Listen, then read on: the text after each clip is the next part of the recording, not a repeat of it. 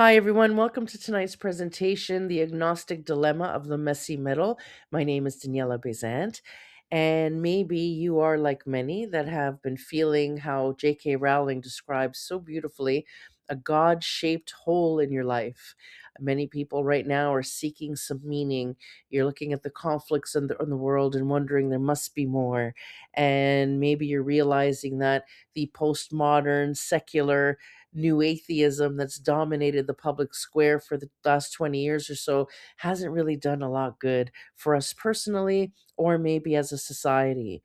And also, a lot of the certainty is being dissolved around, for example, the tension between science and the faithful and religious. And it used to be that people believed that science was anti religious. Now we're finding out many of these scientists were censored 20 years ago, and now that they're old enough and rich enough to not care, they're able to have to come forward and be quite open about, no, we were actually being censored. I've always believed in God. To me, science is proving God's existence, not the opposite. For example, it was a priest that, came up with the Big Bang Theory. You never hear that mentioned. And yet atheists will say, they're anti-science, they don't believe in Big Bang. What are you talking about? It was a priest that came up with that, a religious person came up with DNA, discovered DNA. So we actually, as Catholics especially, do a lot of funding of science and research and astrology, astronomy, and everything else, because it is our duty to understand God by understanding God's creation. So we study creation as a way of trying to get to know God a little better.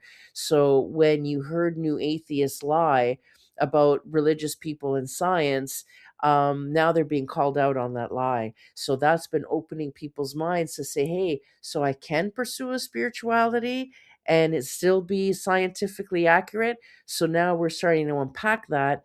And archaeology is starting to prove things in the Bible. So now we're starting to see the Bible isn't a book of fun stories and, good advice. It is actually a historical record of humanity in the last 2,000 years. So it's fascinating to read. And now, like I said, archaeology is giving a lot of validity to those stories. So what we're learning is that new atheism or postmodern philosophy that dominated the square was actually a lot of misinformation. And if you did not have a good theological formation, you prima facie believe the things these scholars are saying. So when somebody says something, a trope, and everything, that's what they do, they reduce everything to a trope. So they would say, the Bible promotes slavery, and it's like, actually, God freed the slaves in the Bible. God caused a plague to punish the guy that wouldn't free the slaves. You know what I mean? He said not one plague. I forget how many plagues. It was a lot of plagues, right? So God is anti-slavery. So just because the Bible talks about slavery, that's very different than saying the Bible promotes slavery, where the whole point of the Old Testament was God freeing slaves. You know what I mean? But you just believe it because this is a scholar. They have huge vocabularies, maybe bigger vocabularies than you do. And then that makes you feel like, I don't want to be silly believing in the Santa Claus for adults, which again is what, God is an old man in the sky. Jesus is nothing more than the Easter Bunny or the Tooth Fairy or Santa Claus. And if you are someone that prides yourself on being rational and intelligent, it would make you very insecure to then think, I'm going to seek out this entity that doesn't exist, like a silly person, because I need comforting, right? Or I need some kind of solace because the world is a scary place. And then you meet some religious people here and there that you don't like, and then that seals the deal. And the other thing that's not often talked about, and this is where I get a little bit frustrated with religious people, when they like, how can you not believe? Like, why don't you believe? Well, if you've never had an otherworldly mystical experience you can't explain, then how are you supposed to believe? Right? And you don't want to lie to yourself and you don't want to look weak or irrational. Believe me, I get it. Right? All you need is a modicum of proof. If you could just know for certain that God exists and he's not Santa Claus for adults, you'd be more than happy to admit that he's real, and you'd follow the rules and you'd do the things, right? Whatever. But you just need to know that this is a real thing. And this is the agnostic dilemma. The messy middle is right here. That this picture describes it perfectly. I want us to take a really good look at the finger, right? So you see how his fingers just, if he would just reach a little, he'd be able to touch God, but he doesn't, right? So now what happens in this situation is you tell yourself, okay, if I could know that Jesus was real, if I could experience something that would bring me to that, I would be happy to, believe in it. But look, like I'm not feeling anything, nothing's happened, I'm not getting signs. So obviously God doesn't exist. And what's scarier still for many people is to say, maybe I would rather stay agnostic because as long as I'm just in maybe mode, I won't be disappointed or let down when I try to have faith in a God and he doesn't come through. I would rather not know whether or not God exists than find out that God doesn't exist for certain. So as long as I'm agnostic, there's hope that maybe there's something. And some people fall, get stuck there too. So, throughout the rest of this presentation, I'm going to work through some of the resistances that keep you from lifting that finger high enough to be able to actually experience or open yourself up to the synchronicities and all the ways that God will show you that He really does exist and that He is there to love you and help you if only you would welcome Him. So, first, let's talk about the, you know, worrying that you're going to find out that God doesn't exist, right? Because I could tell you as much as you want, no, no, no, he exists, trust me, right? That's still scary to walk into the potential because you don't want to be disappointed. But life already requires us to approach relationships with unprovable outcomes, right? So we're going to help us become a little bit brave in opening up that way. So, when you meet a pretty girl, you don't know how that's going to turn out, and you don't know what your genes are going to be like when they start to meld and you recreate, and yet we take the risks, right? And we do it anyway. If you've ever had a talent or a passion, sometimes it comes at great physical risk, even statistical risk, where you're probably never going to be discovered. It might never go anywhere, but you try anyway. And jobs that, you could be um, laid off 2 weeks before your retirement, it doesn't mean you give it your all. You don't give it your all. And statistically speaking, if you go to open a business, the odds are against you, and yet we do it all the time.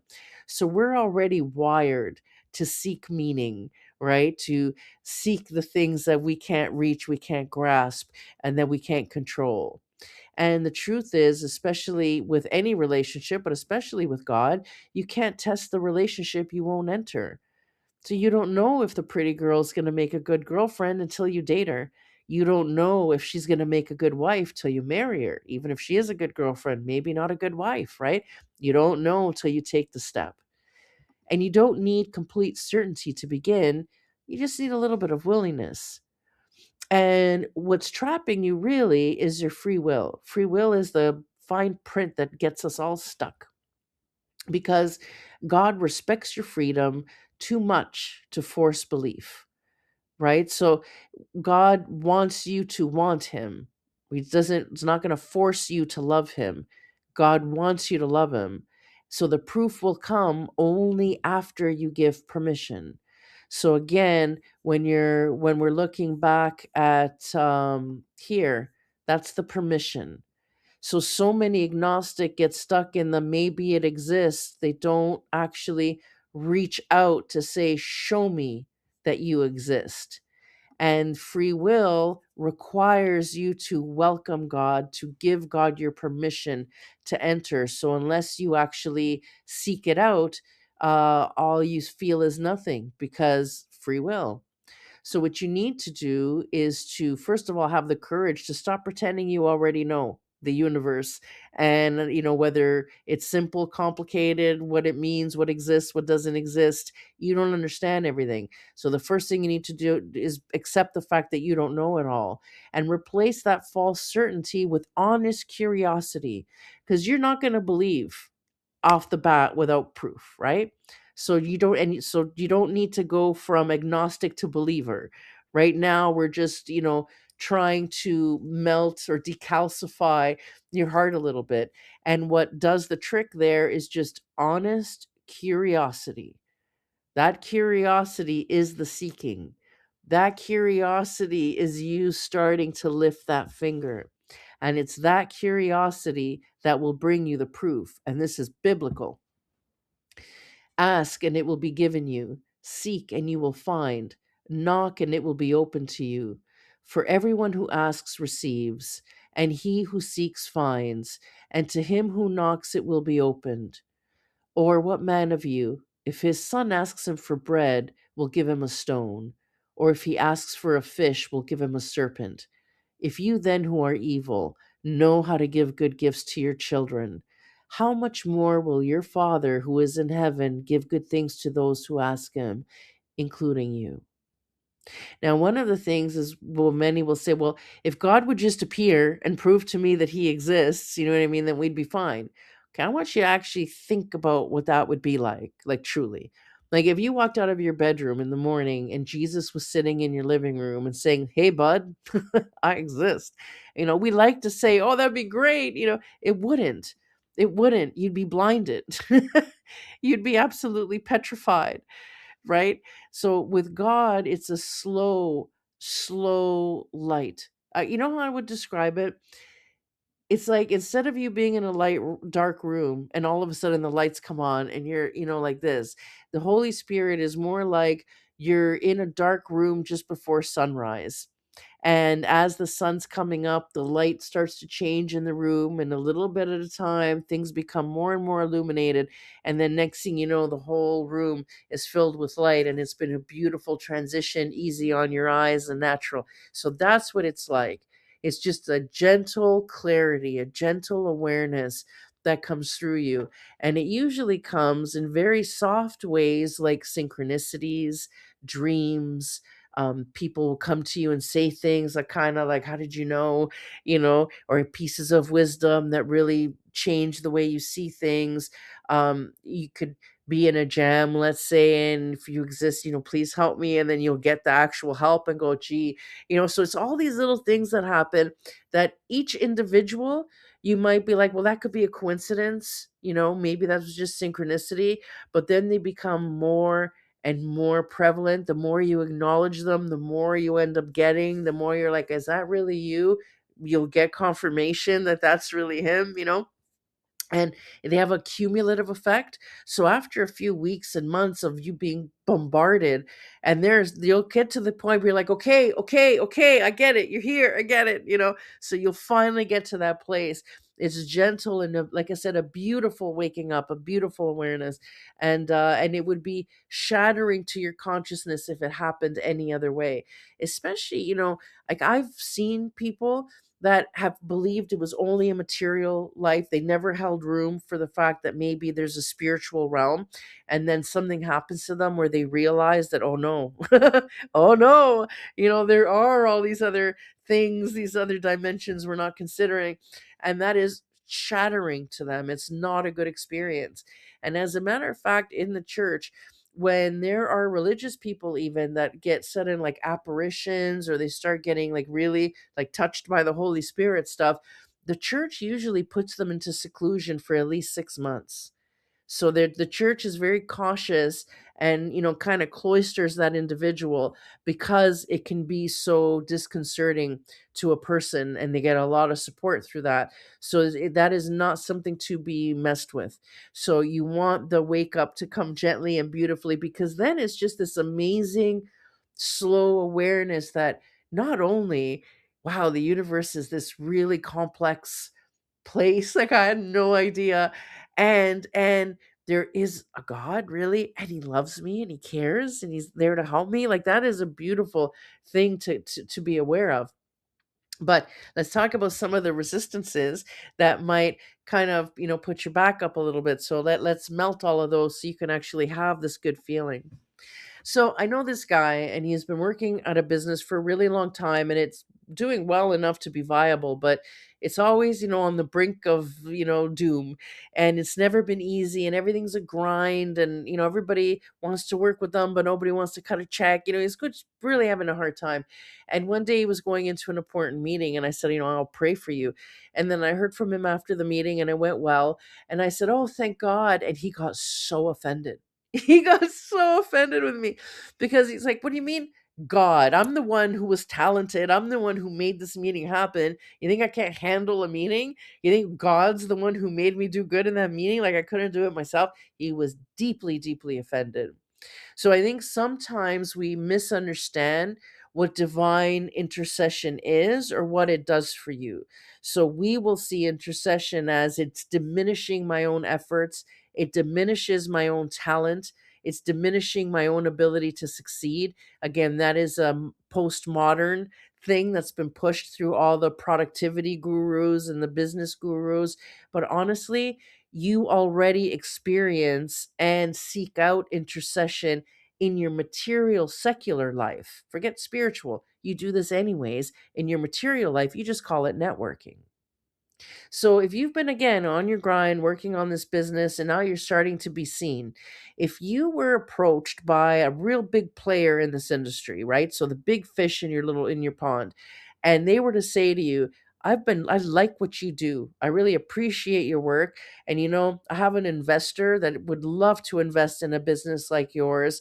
And he could be a great mentor to you. He can open a lot of doors and make some connections for you that could be a real material game changer for your business. Would you say no to that? Or would you say, or would your friends say you didn't earn the break?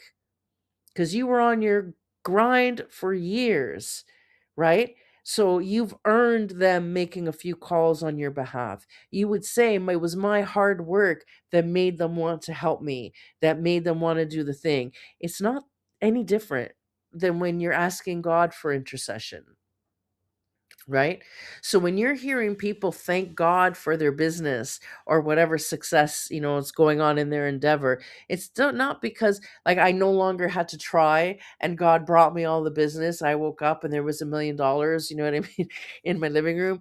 It's not like that. It's not like that at all. It's that imagine like God created everything. He knows everybody, everything. So he knows exactly what you need, including your business. He knows exactly who you should be talking to. And the way it helps is you'll get, like, I'll give you an example. You've been trying to meet someone and you can't get through to them. And next thing you know, they're stuck sitting next to you on a 10-hour flight, right? Or there's this one person who hasn't been taking you seriously at all, but for whatever reason that day, they've heard your name from three different reputable sources. So now that gave them FOMO. So now they're probably going to call you, right? Or to make sure that when you did bump into the so and so person, it was going to be on a day they would be receptive. Or maybe that person will get a feeling they can't explain, that they got a hunch that maybe they should back you, where maybe other normally they would say no. So these are the ways that, you know what I mean, God can work through your business.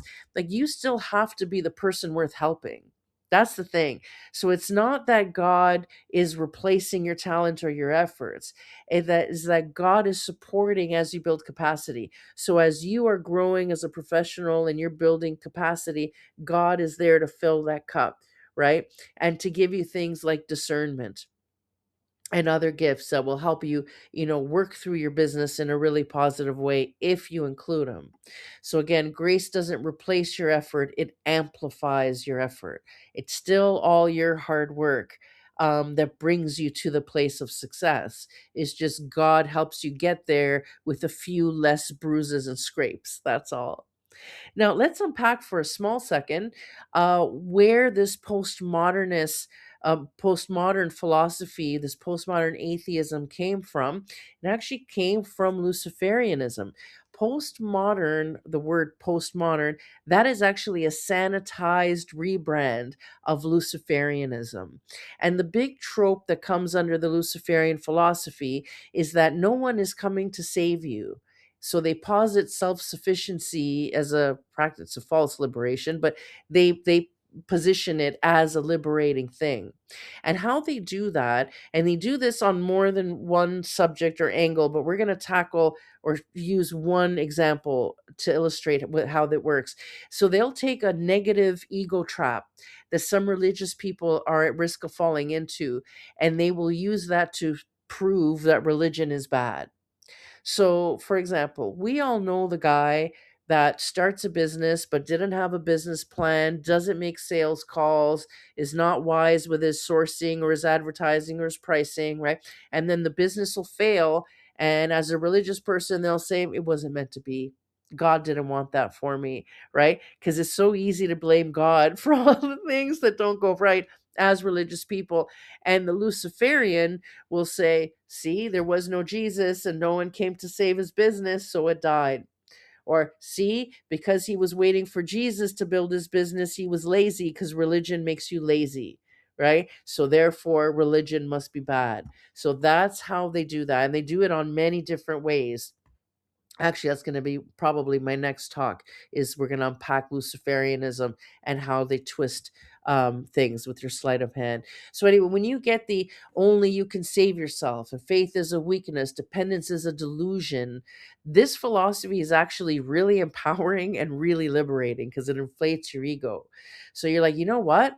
So there is no God and there is no miracle and no one's going to bring me customers. So, which means people that are successful around me that I see, they didn't get some miracle. They just did the hard work. So, if I do the hard work, I'm going to be successful. And you will reach a modicum of success if you put yourself on a grind, right? The problem is that it's also a lot of pressure, removes any hope because there's nobody there helping you. And when you fail, you're alone in that failure. And again, that causes pressure, burnout, isolation, and whatever strength you do have, half the time is performative, right? And, like, I'll give you an example. You've been talking to a company for 2 years. They're really interested in what you're doing. They're asking for weekly calls, MOUs. You've gone to see them. They've come to see you, but they won't cut a check, right? You just can't take it to the next step to cut a check. This is where Jesus comes in. This is where God comes in. So divine intervention is not like passive magic. So it doesn't bypass reality. You're not going to wake up to, again, $1 million in your living room.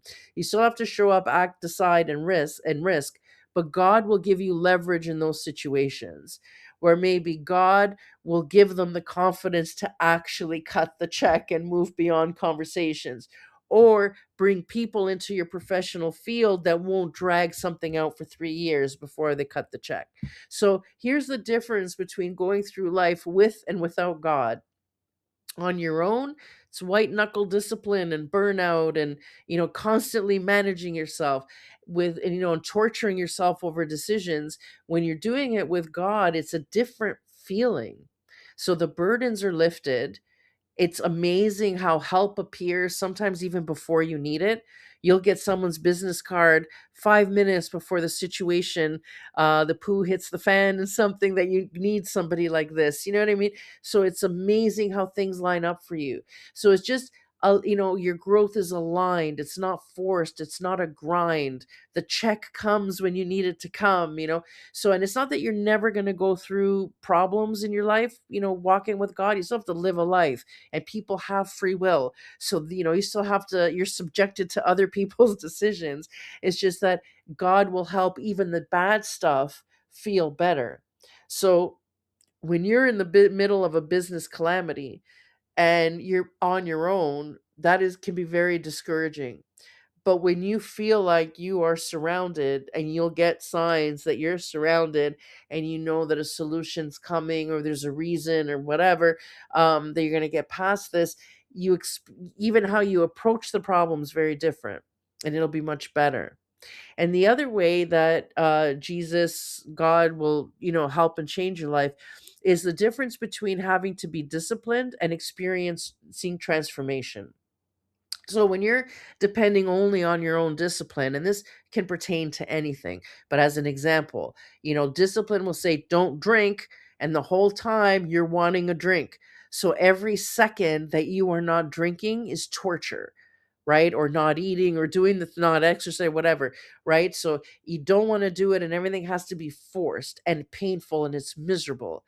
When you have grace, you no longer want it, right? You're given this, either the strength at first that you can actually say no without it being a huge torturous struggle, or you'll just forget. And it's amazing if you look up Jesus and addictions and watch people's testimonies, how they're transformed completely. So it's not just that Jesus helps you say no, it's that Jesus goes in and heals the part of you that was making you want the thing in the first place. So when you heal the root cause, it's not just about in a moment saying no, it's that you no longer have the desire to do the hurtful thing. How you can be completely liberated. So this way, whether it's sobriety or whatever, it's not something you have to do. It's something that you just do, right? And it just becomes your natural way of being. So Jesus makes those burdens very, very light when you bring him into them. But especially men have a hard time asking for help. And how are you supposed to ask for help for someone you don't even know exists? It just feels silly, right? And I get that. I really do understand that. And but understand also that refusing help isn't a strong thing. What it does is lead you to isolation. And if you were to let God in your life and have that knowing that you're not alone, and you're tapping into that wisdom and prudence and everything that comes from that, you'll see every area of your life start to blossom and just get just that much easier. You know, it's just, for example, in your marriage, right? You have an issue in your marriage, you can actually bring that to prayer and you'll have a better understanding of why a thing happened, or how to get past a thing, or how to have forgiveness when there's so now your marriage is a little more peaceful because you'll actually have the guilt trip. It's called conviction. So when you're walking with the Lord, there are things that you'll do that you will instantly know is a mistake. Just as they're coming out of your mouth, you'll understand that not the way to go. Or you'll get the wisdom of, knowing what to do before the decision has to be made. So you'll have that wisdom to know the right way to go, which means that helps your career. It helps your interpersonal relationships. It makes you more balanced and even more disciplined in life because you'll be inclined to do the right thing, right? So you're not forced to do the right thing in any situation. In every situation, your inclination will be rightly ordered. And so again, that will have a massive impact on your life. The problem is, this is the messy middle part. You're like, that would be great. I would love that, but I still feel nothing. And not only have I not had the mystical experience and I'm not feeling, the pull from God or whatever, but I also have legitimate intellectual points of contention about parts of theology. I have church wounds I can't forgive. I have legitimate critical observations of what some people do in the world in the name of God that makes me question God. That's all valid. And many times, what you're telling yourself as an agnostic is, when I have these issues resolved, I'll believe in God. What I'm positing is that you bring those issues to God, right? I would love to believe in you. Really, I would love to. It would make my life easier. Why wouldn't I want to believe in you? Be more joyful. However, Jesus, I can't figure this stuff. What do you mean I have to eat your flesh? That's weird. You know what I mean? I don't understand this Trinity thing. It doesn't make sense to me. You can bring that to God. You don't have to have it all figured out for God to be willing to start showing you how He works.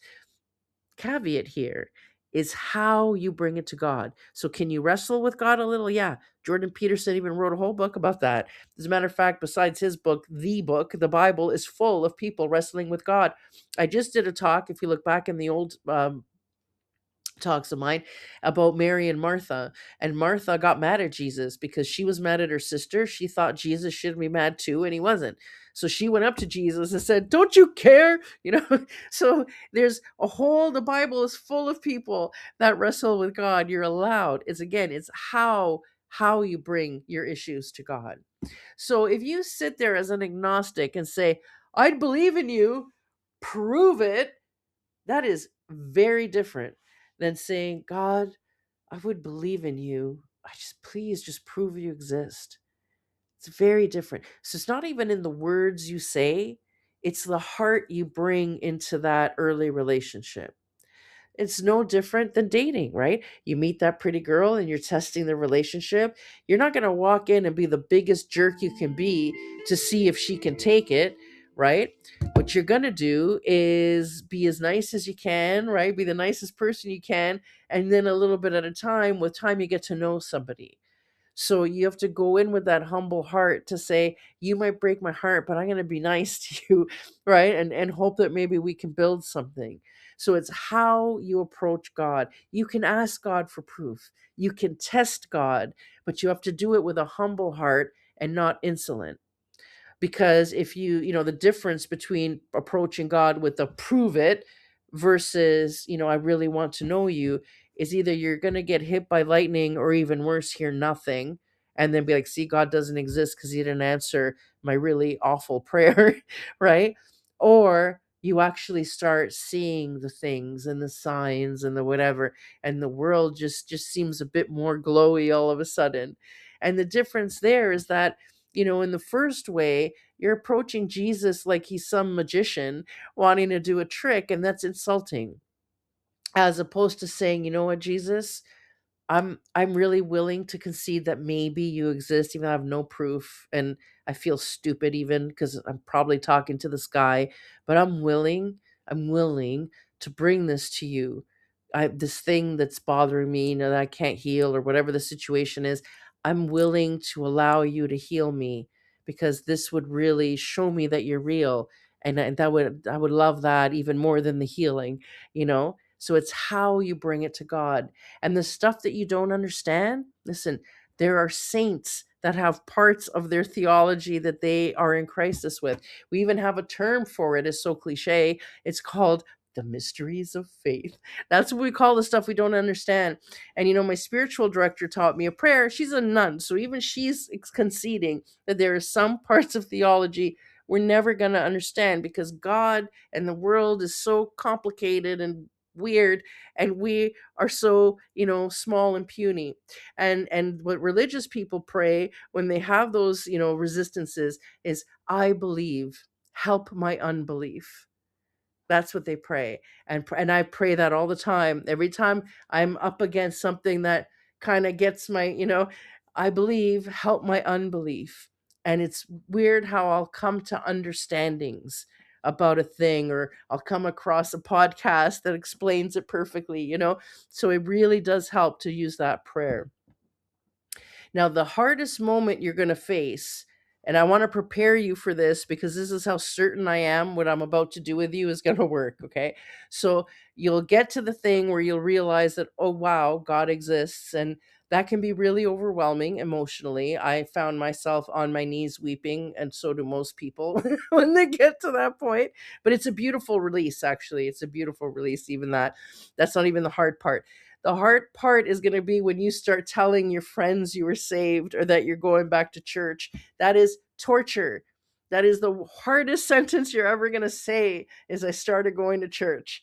Um, and in the beginning, your friends will be a little worried because, they're going to worry they're not going to be so cool anymore.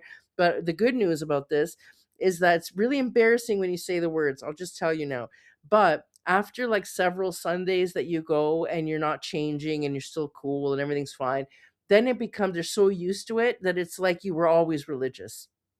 So the part of you getting converted is very, very short. They'll get used to your religiosity very quickly, as long as you're not annoying about it, which is really hard not to be annoying about it, because when you finally find out it's true, it's like you want everybody to know. It's like finding an amazing restaurant times 10,000.